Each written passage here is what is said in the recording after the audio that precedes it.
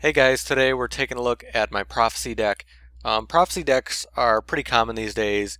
They've been a very strong deck type for a little while. When a lot of people were using Spellbook of Judgment, obviously that got banned, but it still can be a very powerful deck type. Spellbooks are the main way this deck works. Prophecy decks use Spellbook cards that allow them to recycle and do powerful effects, and the big thing about this deck is recycling, about using cards from your hand to the graveyard, revealing them, getting them back from the graveyard, getting them back from the banish zone, banishing them into activate effects. It's just kind of a continuous cycle, and there's a lot of variations on this deck type. There's a lot of things you could do with it. My personal one goes off of summoning High Priestess, which is a very powerful card. So first off, we have Spellbook Magician of Prophecy.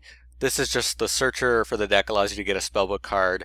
Well, I call it the searcher of the deck, but there's a lot of searchers in this deck, honestly. But this card lets you search out spellbooks. What's really nice about this is you get it when it gets normal summoned or flip face up. So it gives you opportunity if you want to use it on the defensive, you can, or if you want to use it on the offensive, you can, which is really nice. Then High Priestess of Prophecy, really the key to the deck, allowing you to bring her out very easily when you have when you have some spellbook cards in your hand, and then allowing you to banish spellbook cards to destroy cards.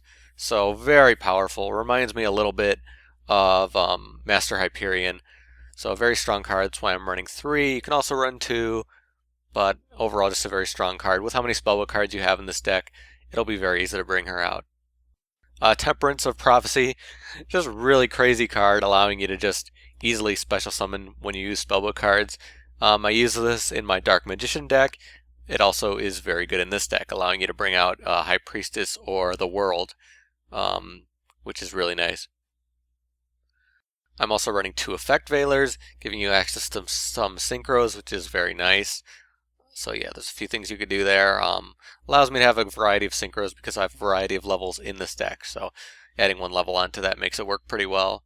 I definitely recommend running 1 or 2. Currently running 2. So World of Prophecy, this is just a card you can use if the situation is right. So the real thing about this card is that you can summon it with Temperance and then use its effect and add spellbook cards and destroy and wipe the field.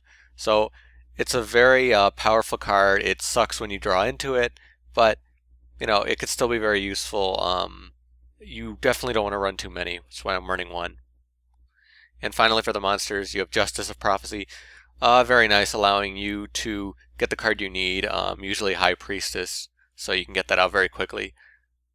But obviously, because it's during the end phase, you have to keep in mind what your current field situation is and stuff like that, so you don't want to run too many of this. One thing I want to quickly say is that you notice there's not a lot of monsters in this deck. That's kind of how spellbooks need to work. They need to have a lot of spellbook cards, but because of how they recycle and how they search out and stuff like that, it's okay to run a lower amount of monsters, but you can run more. This is just currently what I'm using, and it seems to work pretty well for me. So now we're going to get into the real meat of the deck, which is the spell cards. That's really the craziness of the Prophecy deck. So Spellbook of Secrets searches out another spellbook card. If you're new to Prophecies, just something to keep in mind is that Spellbook Magician is a spellbook card, so it doesn't just search out the spell cards. This allows you to do some nice cycles and stuff like that. Spellbook of Wisdom, awesome card. I really like this card. Basically, making one of your spellcasters immune to spells or traps, whatever you decide, which is very useful, especially because it's a quick play. So it is really nice for protecting your special prophecy cards, especially your High Priestess. Spellbook of Fate. So Spellbook of Fate is a really good card because it allows you to have choices in what to do. This card I think is getting limited, if I remember correctly. I'm currently running 2 of it, so that can be annoying, but the deal with this is that you obviously have the choices of what to do, and it's I don't know if it's too powerful. I don't know if it should get limited like that, but I could see how it can be kind of annoying to have so many choices for 1 card, but definitely a very good thing to have. Really nice to be able to banish instead of destroy, and being able to do that without having High Priestess out, which is really nice. It's also really nice, just in general, to make use of your spellbook cards in the graveyard. Spellbook of Eternity brings banished cards back, which is very important. Obviously, we just said we're going to, banish cards with Spellbook of Fate, so allows you to return them, and that's obviously, goes into the recycling of the deck. So Grand Spellbook Tower is the field card for this deck. This card's really cool. It's just a pure recycle card. You can recycle spellbook cards from your graveyard and draw more cards. This card gives you insane draw power on top of the recycling. And if your opponent wants to destroy it, they have to deal with you summoning a monster. And it can miss its timing if it gets chained. It's kind of annoying that way, but it can still be very helpful. I'm only running 2 of it. I don't think it's necessary to run 3. And now we have Spellbook of the Master, another really cool card, basically allowing you to kind of use one of the normal spellbook cards in the graveyard and use its effect on one of your spellbook cards that you have in the hand, which is a really crazy idea, and I really like how the card works. And with higher cards are going to be in the graveyard and recycling and all that stuff, it's going to really give you a lot of great choices later in the game for what you want to do. And then Spellbook Library of the Heliosphere. So once you start building stuff in the graveyard, this gives you some more draw power in order to get some spellbook cards, which is very nice. Spellbook Power, what's really nice about this is that it bumps up some of your lower prophecy cards to do some big damage early on.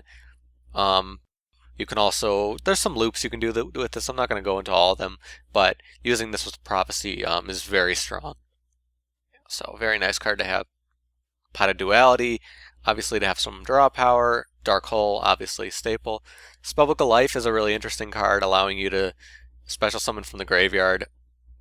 What's cool about this is it can change levels a bit, so it can allow you to do weird stuff with XYZ, but that really isn't the point of it. The point of it is to have it be like a monster reborn. Otherwise, mostly stable traps. Not much to say there. So for the extra deck, because of Effect Veiler and the variety of levels in this deck, you're going to have a lot of different synchros you have access to. So, pick the ones you like, pick the ones that will help you a lot. Mistbird can be helpful, Catastor, Black Rose, obviously. So Arcanite Magician, obviously when you're running spellcasters, can be a great one to have in order, to get some good presence on the field. So for the 8 stars, I picked my personal favorites that I want to use in this deck. So Scrap, Stardust, Crimson Blader.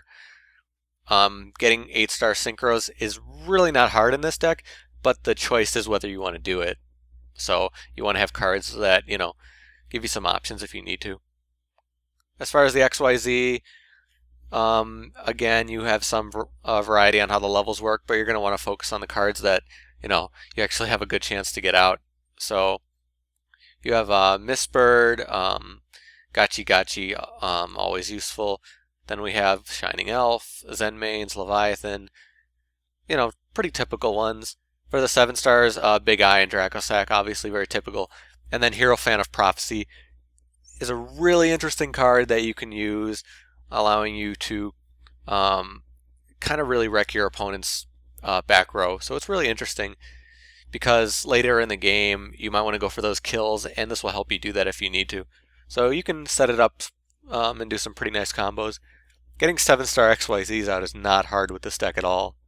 So now I'm going to go over the cards in the side deck. The side deck, if you guys haven't seen a video of mine before, when I have a side deck, it isn't necessarily a real side deck for matches. It's a side deck just to put in suggestion cards that can also be useful in this deck and, can work in other forms and stuff like that. So I'm just going to talk about them very quickly. So Stoic of Prophecy can be interesting in some kind of deck types, but currently not the one I'm running. This can be nice in combination with like Foolish Burial over here, which is really interesting. So Amores of Prophecy, this can be very helpful if you're running more 4-star prophecy cards, or if you are focusing on summoning more XYZs. It could be useful. It definitely can with some of the other cards you have in this deck, like Temperance. The problem is this card is kind of outshined by this one, Magical Exemplar, which can also do pretty much the same thing. So it's hard to say to run this one when you can just run Exemplar. Charioteer of Prophecy, also an interesting one that you can use, allowing you to kind of recycle monsters more. Not my focus in this deck, more of a focus on the spell cards, so Doesn't really work out for me, but can be useful. Prophecy Destroyer is actually a really good late game card, allowing you to, you know, banish spell cards, keep bringing them back, and have 2,500 for a single tribute. So same stats as Summon Skull. So a decent card. I also really like the artwork, but I just don't think it works really well in my deck personally, but it really can help you later in the game. So for the spell cards, Spellbook Star Hall. This is going for a more power-based spellbook deck, so it can be very useful, allowing you to keep building up as you use your spellbook cards. You can start piling up a lot of damage, but definitely not what I'm focusing on in this deck. Damage isn't necessarily the biggest deal. It's more about kind of controlling the field and destroying cards. So not what I'm running, but can be interesting in like a beatdown kind of deck. Grand Spellbook Tower, that's third copy if you want to run it. I don't need to, but if you want to, your option's there. Spellbook of Miracles, if you're focusing more on XYZ spellcasters, this is a really interesting card to use with it. Foolish Burial, I talked about the use of it. MST, not really necessary in my deck, but you can use it if you want. Phoenix Wing Windblast, obviously it can be a very useful trap, but you can also use it with Stoic of Prophecy, which is an interesting use for it. Running out of breath, but almost done. Royal Decree, if you want to run less traps. You don't run that many traps in this deck, so Royal Decree is a obvious option that you can use if you want to run a Royal Decree build. And if you're focusing on more 4-star monsters, like with some of the other cards, you could run XYZs like Maze Stroke and the other 4-star XYZs. And finally, if you want to have an alternate field card, you can use Secret Village of the Spellcasters, one that will really, really annoy your opponent. But if you lose your field, you're going to be screwed in a spellbook deck because you won't be able to activate all your spellbook cards. So, can be an interesting choice. Up to you. But that is it for my Prophecy deck. If you have your own Prophecy deck, let me know what cards you use. You can suggest cards. Any of that, you can post in the comments below. Talk to me on Twitter. If you like this video, you can subscribe or hit the like button. I'd really appreciate it. You get to see more stuff from me. If you want to check out more decks, you can see the playlist in the description. It'll have a list of every single deck I've made so far. You can follow me on Twitter. You can see my Twitter right there. If you want to talk to me, tweet me, you want to play me, anything like that, you can use Twitter for that. But I think that is about it for me. I will see you guys later. Thank you for watching.